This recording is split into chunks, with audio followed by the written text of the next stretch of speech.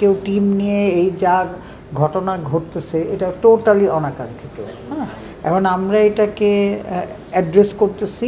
হ্যাঁ, বিসিবির আমাদের দায়িত্ব এটা অ্যাড্রেস করার। প্রেসিডেন্ট সাহেব বলেন, আমরা বোর্ড মিটিংয়েও কালকে আলাপ করেছি যে we are going to address. এই যে এখন নতুন যে আজকে যা প্রতিদিন কিন্তু আমরা নতুন নতুন জিনিস দেখছি, এটা করতে করতে কিন্তু একদম শেষের দিকেও চলে আসলো বিপিএল। কারেক্ট। হ্যাঁ, এটা তো ডিনাই করার নেই, শেষ মুহূর্তে চলে আসছে। আজকে আবার মানে আমি বলছি এভরিডে নতুন প্রবলেম আসছে। সো আজকে এখন ধরেন এটা আজকের মধ্যেই আমরা কিছু ইনশাল্লাহ ডিসিশন, কি ধরনের ডিসিশন আসতে যাচ্ছে, কারণ কঠিন কোন ডিসিশন নেওয়াটা কিন্তু খুব জরুরি। হ্যাঁ, এখন তো জরুরি হচ্ছে আপনি কতটুকু ছাড় দিবেন। বেসিক্যালি আমাদের ছাড় তো দিচ্ছি আমরা, যে ঠিক আছে খেলুক, কিন্তু আমরা তো প্লেয়ারদের উপরে বিপিএলের রেপুটেশনের উপরে আমি কেউ নষ্ট করবে এটা তো আমরা ক্রিকেট বোর্ড আমাদের প্রধান দায়িত্ব হচ্ছে এটা প্রোটেক্ট করা। বিদেশিরা আসলো না, কোনো বিদেশি কি আপনাদের কাছে কমপ্লেইন করেছে, মানে রিটার্ন? এখন পর্যন্ত আমি জানি না যে এখনো করেছে নাকি। হ্যাঁ, সো আমি কি জানতে পারবো কিছু না, এগুলি তো লাস্ট 2-3 ঘন্টার মধ্যে হয়েছে।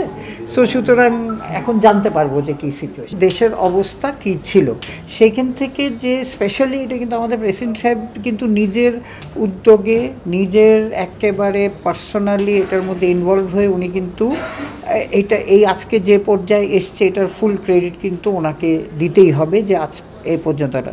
তো ওনার তো ইন্টেনশন সব ভালোই ছিল। হ্যাঁ, এখন এইটা যে এই পর্যায়ে যাবে তখন কেউ তো এটা কল্পনা, ছাড়টা কিন্তু এটা ছাড় না, দেশের পরিস্থিতির উপরে আমাদের একটা কি বলবো একটা স্টেপ নেওয়া হয়েছিল।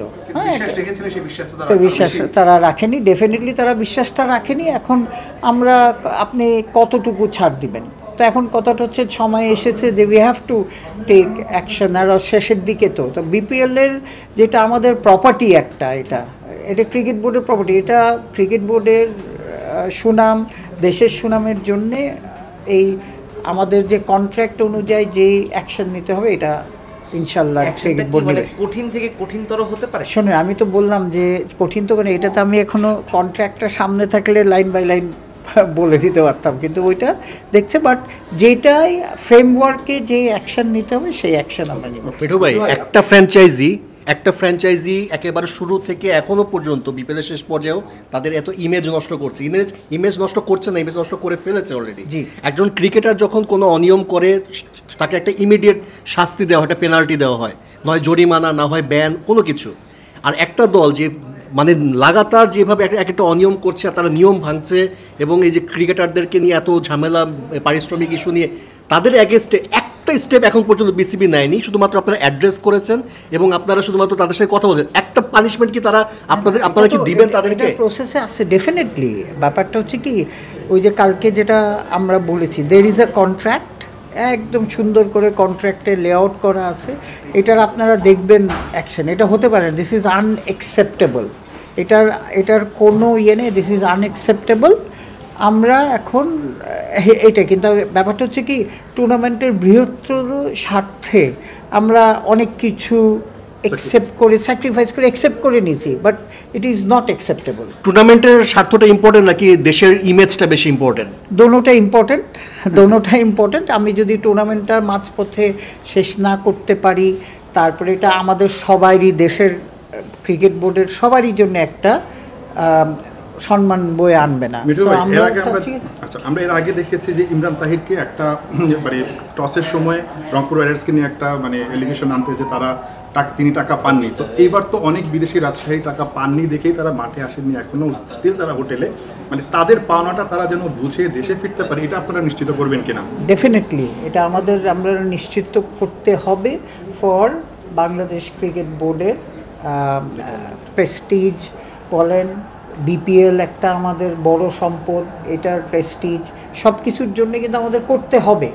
সো একটার পর একটা আসছে, আমরা এটাকে অ্যাড্রেস করা মানে তো হচ্ছে প্রবলেম সলভ করার চেষ্টা করছি, কিন্তু সব কিছুরই একটা কিন্তু লিমিট আছে।